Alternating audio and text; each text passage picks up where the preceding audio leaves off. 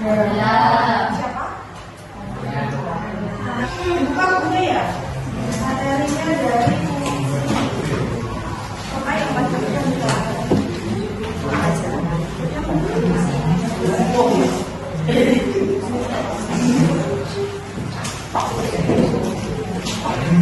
Ada yang tahu itu apa? Puisi karya sastra yang menggunakan bahasa yang indah sehingga dapat menarik perhatian pembaca atau pendengar.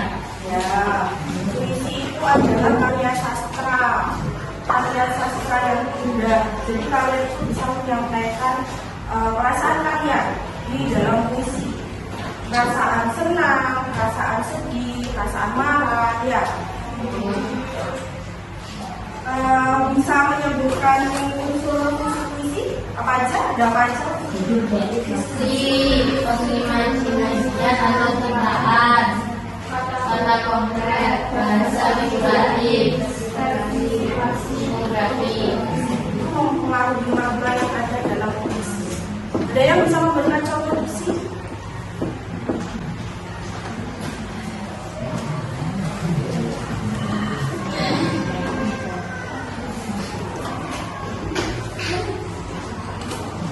Maka kemarin kan sudah itu ya, suruh bikin puisi kan? Pasti di puisinya kalian ada maknanya. Ya, ada contohnya. Ada yang bisa contoh? Satu bait aja. Gimana?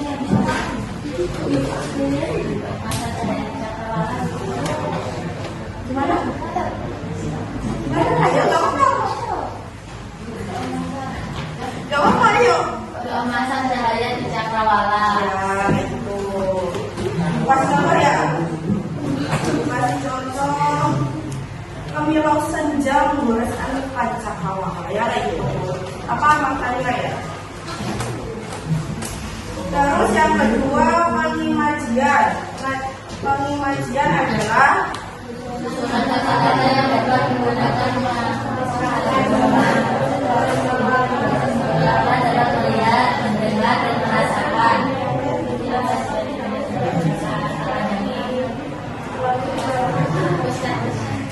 ya, jadi pengimajian adalah penggunaan kata-kata dalam puisi yang dapat membangkitkan pesan indera pada pembaca atau pendengar.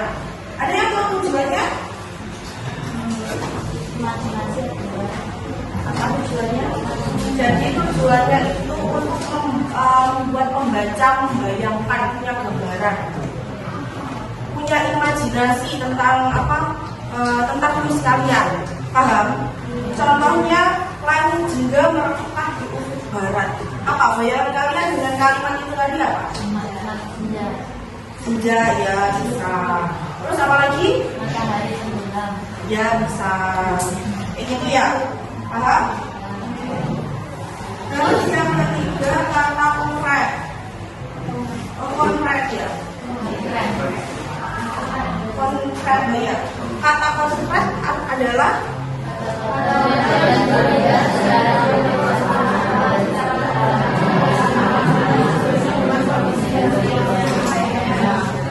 ya, dalam puisi kata konkret digunakan menunjukkan imajinasi pembaca. Kalau pengimajian tadi kan itu ya membayangkan apa yang dibayangkan sama pendengar dan sama pembaca ya. Nah, kalau kata konkret itu digunakan untuk menghidupkan imajinasinya. Ya, paham?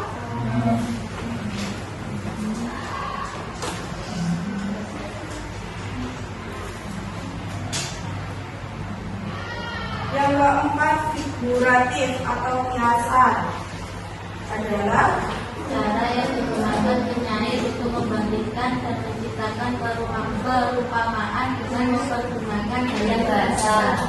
perbandingan gaya kiasan, gaya sanggar, sehingga atau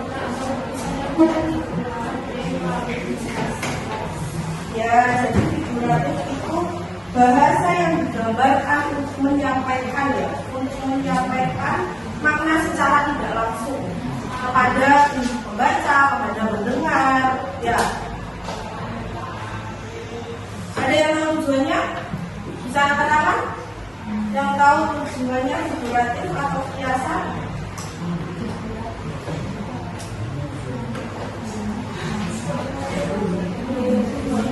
Ini yang tahu tujuan figuratif?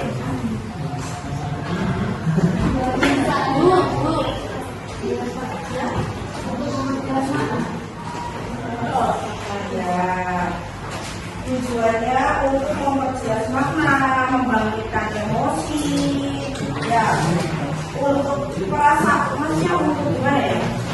Untuk membangkitkan rasa, membangkitkan perasaan saat membaca, saat mendengarkan tulisan itu. Paham? Paham dari sini? Atau ada yang nggak paham yang ibu sampaikan? Ada yang nggak paham ibu sampaikan?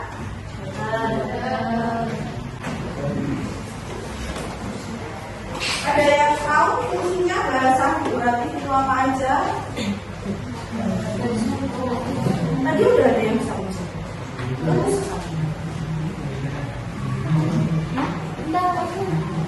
Ada yang tahu? Masih mau jawab? Masih mau jawab? Ayo, bapak kawan. Tadi tujuannya yang sebenarnya sama siapa tadi? Sama Mbak Anissa yang disebutkan tadi tujuannya bahasa figuratif.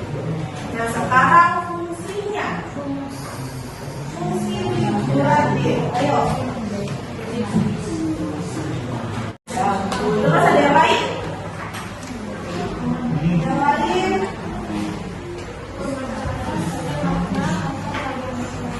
Ya. Jadi, fungsi bahasa figuratif itu mempermudah pembaca memahami makna secara tidak langsung. Jadi, saat membaca puisi ini tadi, membacakan puisinya, kalian itu menangkap maknanya. Paham? Nah, itu fungsinya ya. Yang kelima,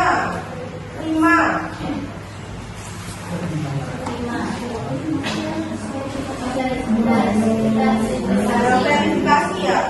Yang nomor 1 5. 5 adalah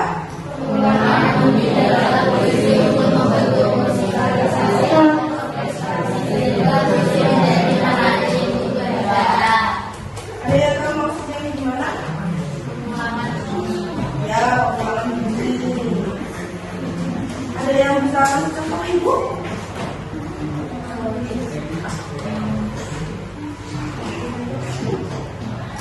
Ada yang bisa kasih contoh ibu? Yang lain, jangan daratan sini.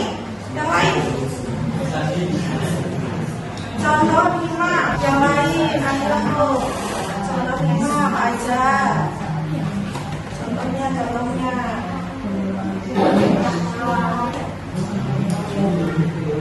Persamaan bunyi pada akhir kata.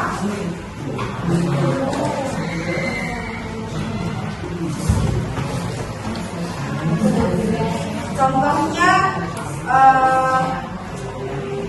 5 itu adalah persamaan bunyi pada akhir kata.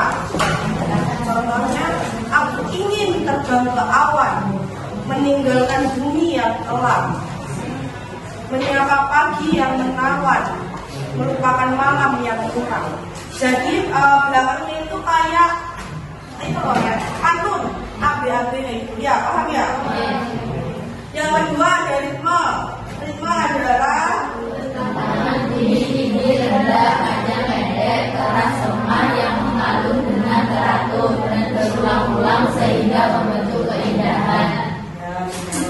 Fungsinya ada yang tahu fungsinya di sini.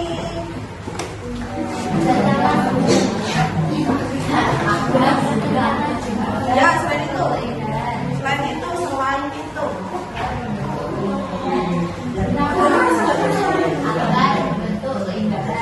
Ya, benar sekali. Jadi ritme itu fungsinya memberi dinamika agar puisi itu enak didengar.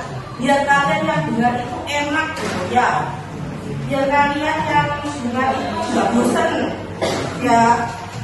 Di puisi ada unsur batin puisi, ada yang bisa menyebutkan? Siapa perasaan?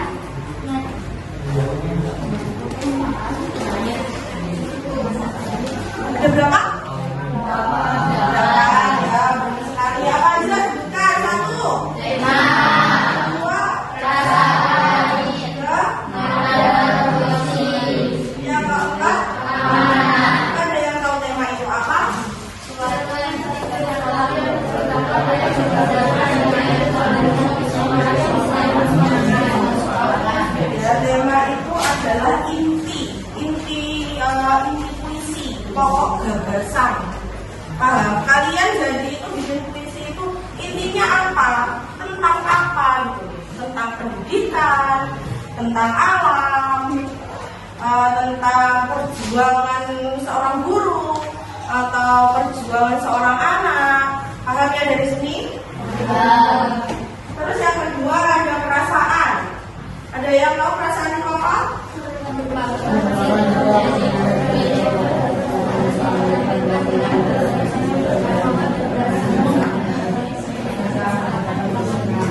Ada yang bisa menjelaskan maksudnya gimana?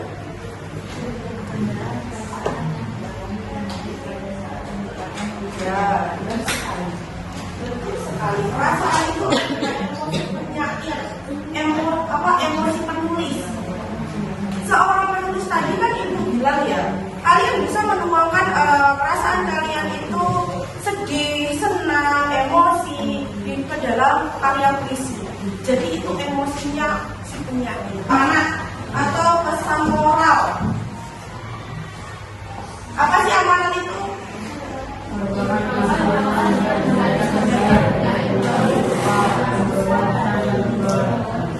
Ada yang tahu maksudnya amanat gimana? Amanat apa? Tidak bisa kalian menyadari puisi. Ya, jadi amanat itu pesan moral, pesan yang ingin disampaikan.